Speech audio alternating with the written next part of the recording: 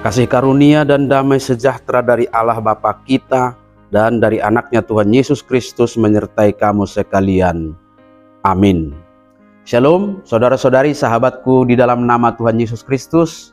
Firman Tuhan yang hadir menyapa kita di awal minggu ini, Senin tanggal 8 Januari 2024, tertulis dalam kitab Mazmur pasal 113 ayat 3. Mari sahabatku semua, kita simak dan renungkan firman Tuhan yang menjadi kekuatan dan inspirasi untuk menjalani hari ini. Demikian.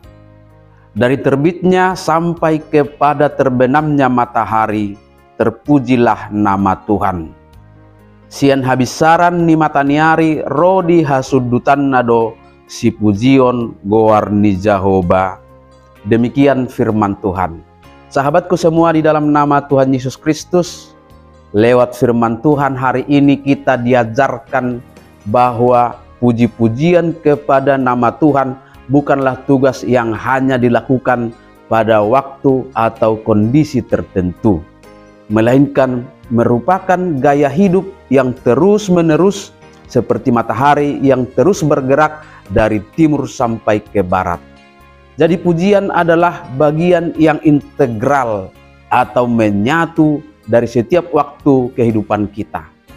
Pada zaman Alkitab kita tahu bahwa ada 12 jam waktu terang yang dapat dipakai oleh manusia untuk bekerja.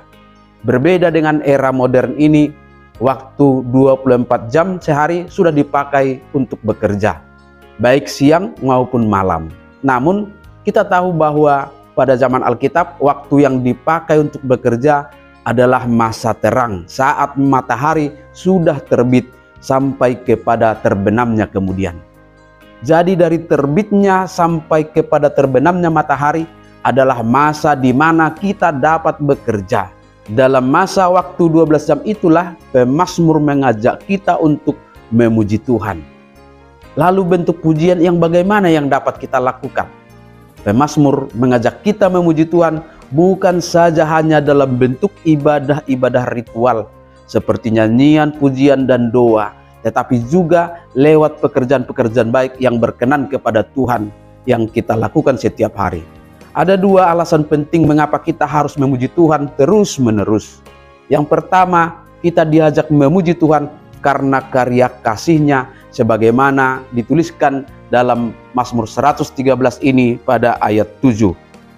Ia menegakkan orang yang hina dari dalam debu dan mengangkat orang yang miskin dari lumpur. Maka bentuk pujian kita kepada Tuhan adalah menunjukkan kepedulian kepada sesama, menjadi bagian dari misi Allah dalam menegakkan kebenaran dan keadilan, menolong sesama supaya bersama-sama dapat merasakan dan menikmati kebaikan Tuhan lewat berkat-berkat-Nya. Kemudian alasan yang kedua, karena kita tidak boleh melewatkan kesempatan atau kairos yang Tuhan berikan bagi kita. Sebagaimana Yesus Kristus berfirman dalam Yohanes 9 ayat 4, kita harus mengerjakan pekerjaan Dia yang mengutus aku selama masih siang.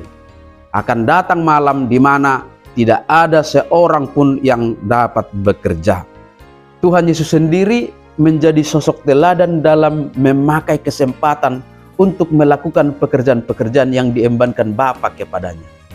Paulus juga meneladani Yesus dalam etos kerja, dan dia berkata dalam Galatia 6 ayat 10, karena itu selama masih ada kesempatan bagi kita, marilah kita berbuat baik kepada semua orang. Maka dengan memakai waktu dengan baik, mulai dari terbitnya matahari sampai kepada terbenamnya, dengan melakukan pekerjaan-pekerjaan baik yang berkenan kepada kehendak Allah, kita sudah memuji dan memuliakannya, sembari memberi waktu untuk ibadah-ibadah ritual seperti berdoa, bernyanyi, dan mendengarkan firman Tuhan. Mari sahabatku semua, nyatakanlah pujian kepada Tuhan dengan kepedulian dan dengan memakai waktu sebaik-baiknya untuk pekerjaan-pekerjaan yang dikehendakinya dari kita. Amin. Selamat beraktivitas, Tuhan memberkati.